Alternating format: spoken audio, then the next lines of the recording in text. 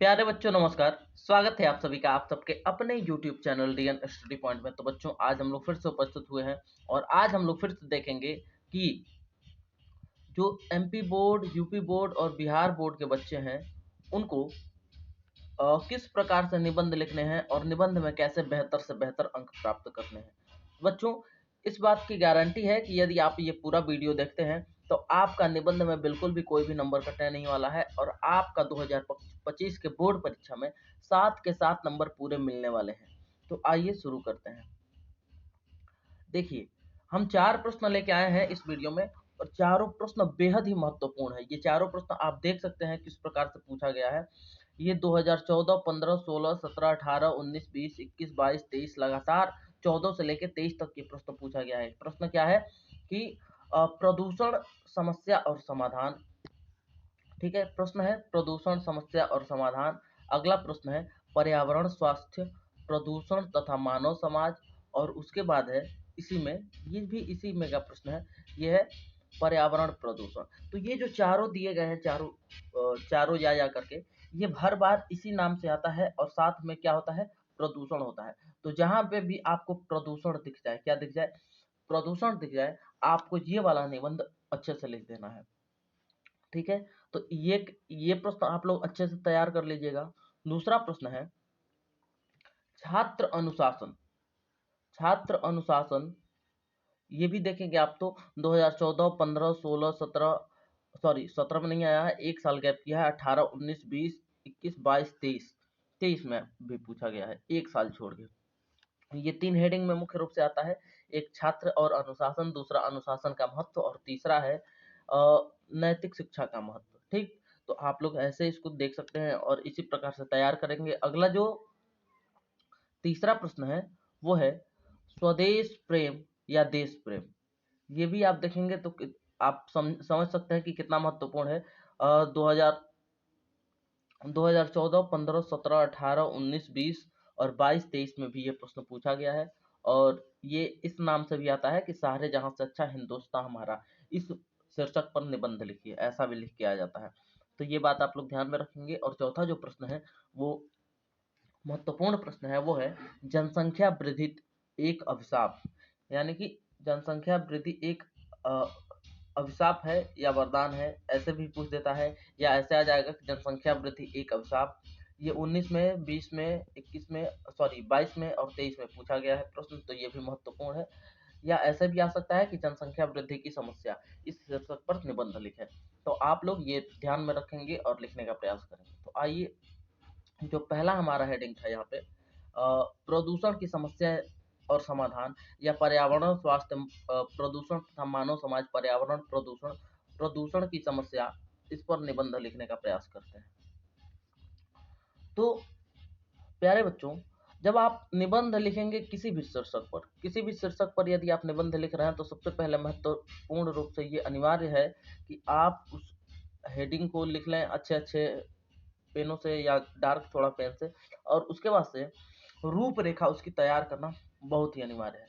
तो सबसे पहले आप लोग क्या करेंगे, रूपरेखा बनाएंगे। रूपरेखा में पहला जो बिंदु होगा वो प्रस्तावना का होगा और अंतिम जो बिंदु होगा वो उपसंहार का होगा। और एक बात आप लोग ध्यान में रखेंगे कि कोई भी आप लोग निबंध लिख रहे हैं तो 6 से कम नहीं होने चाहिए।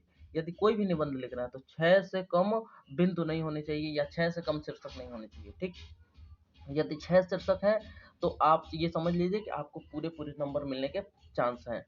ये अगर जो भी शीर्षक है इसमें से या जो भी हेडिंग है वो कम हुआ तो आपका नंबर में नुकसान हो सकता है। इस बात को आप लोग ध्यान में रखेंगे और इस बात को भी ध्यान में रखेंगे कि सबसे पहले जो आपका शीर्षक होगा वो प्रस्तावना होगा और अंत का जो शीर्षक होगा छठवां, वो उपसंहार होगा। बीच में आप महत्व लिख सकते हैं, जैसे ये प्रदूषण पे लिख रहे हैं तो हो सकता है प्रदूषण का महत्व, प्रदूषण के प्रकार, प्रदूषण समस्या तथा इससे हानियां, मतलब ये हानि के यहाँ पे समस्या लिखने की आवश्यकता केवल नहीं है, आप चाहें तो केवल हानियां भी लिख सकते हैं।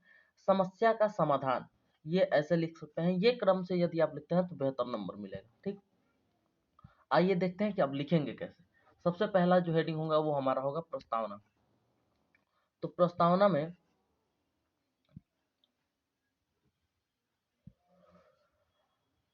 में लिखेंगे आज का मानव औद्योगिकीकरण के जंजाल में फंसकर स्वयं भी एक मशीन स्वयं भी मशीन का एक ऐसा निर्जीव पुर्जा बनकर रह गया है कि वह अपने पर्यावरण की शुद्धता का ध्यान भी नहीं रख सकता। आगे लिखेंगे, अब एक नई समस्या उत्पन्न हो गई है। वह वह है प्रदूषण की समस्या। इस समस्या की ओर आजकल इस समस्या की ओर आजकल सभी देशों का ध्यान केंद्रित है। इस समय हमारे समक्ष सबसे बड़ी चुनौती पर्यावरण को बचाने की है। तो इस प्रकार से आप अपने पास से शब्दों को जोड़ के लिख सकते हैं।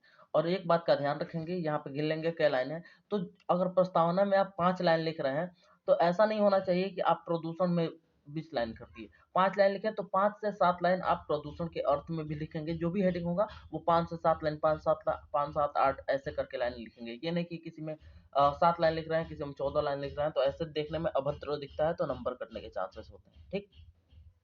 अगला हेडिंग है प्रदूषण का अर्थ। तो यहाँ पे लिखेंगे, संतुलित वातावरण में ही जीवन का विकास संभव है। पर्यावरण का निर्माण प्रकृति के द्वारा किया गया है। प्रकृति द्वारा प्रदत्त पर्यावरण जीवधारियों के अनुकूल होता है। जब वातावरण में कुछ हानिकारक घटक आ जाते हैं, तो वे वातावरण का संतुलन बिगाड़ कर उसको दूषित कर देते हैं, यानी कि प्रदूषित कर देते हैं।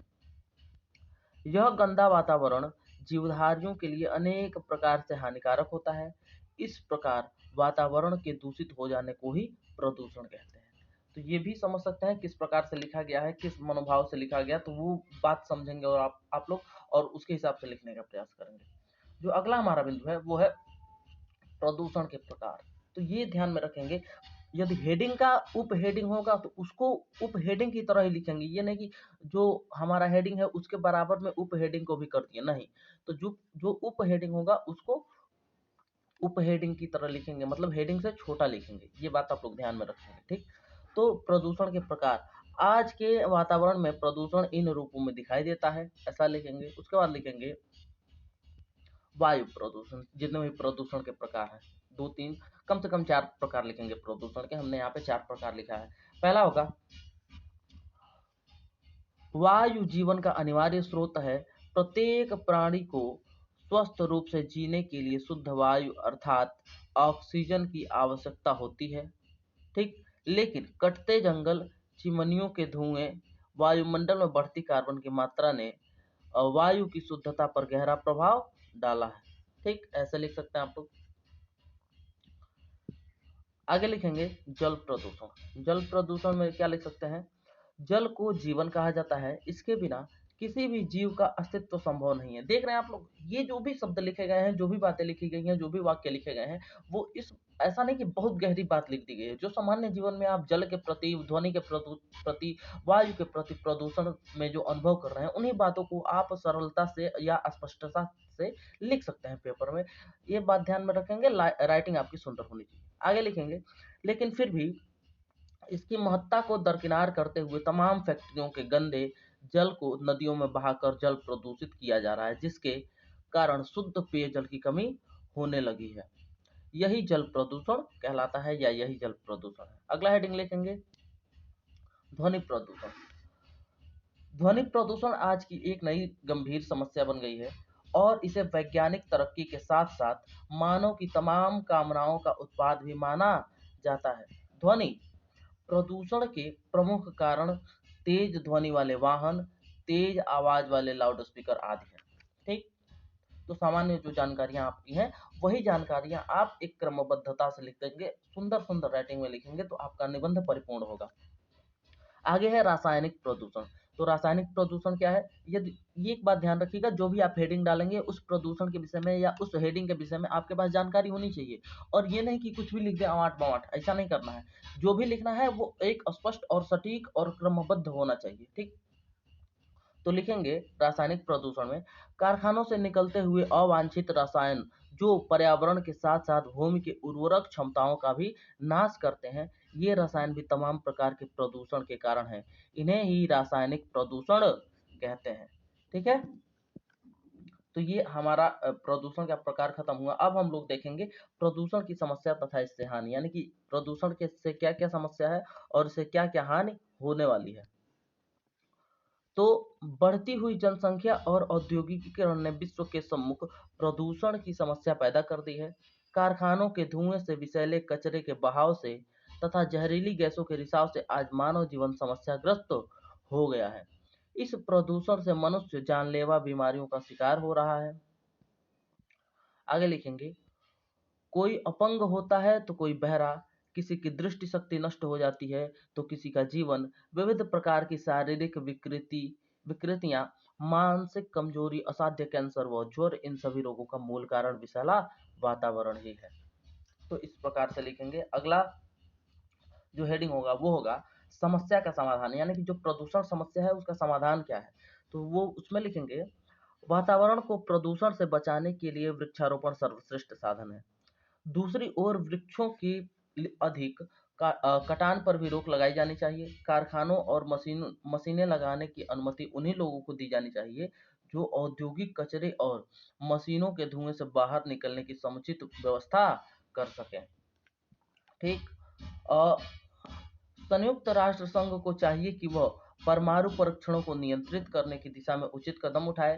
तेज ध्वनि वाले वाहनों पर साइलेंसर आवश्यक रूप से लगाए जाने चाहिए तथा सार्वजनिक रूप से लाउडस्पीकरों आदि के प्रयोग को नियंत्रित किया जाना चाहिए।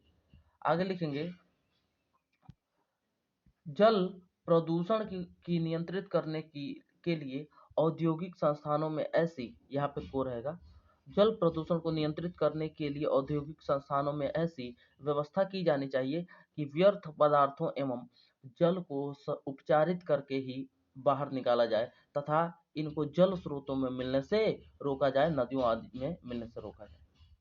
और लास्ट में आप लिखेंगे उपसंहार। देखिए उपसंहार का मतलब क्या होता है। उपसंहार का मतलब हुआ कि जो भी आप निबंध लिखे, जो भी अब तक लिखे पढ़े, जो भी समझे, उसका निष्कर्ष या निचोड़ या सारांश कह लीजिए क्या होता है। निष्कर्ष, निचोड़ या सारांश क्या होता है, उसी को उपसंहार भी कहते हैं।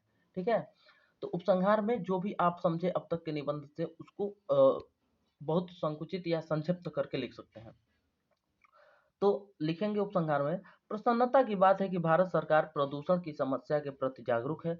उसने 1974 में जल प्रदूषण निवारण अधिनियम लागू किया था। इसके अंतर्गत एक केंद्रीय बोर्ड तथा प्रदेशों में प्रदूषण नियंत्रण बोर्ड गठित किए गए हैं। इसी प्रकार नए उद्योगों को लाइसेंस देने और वनों की कटाई रोकने की दिशा में कठोर नियम बनाए गए हैं।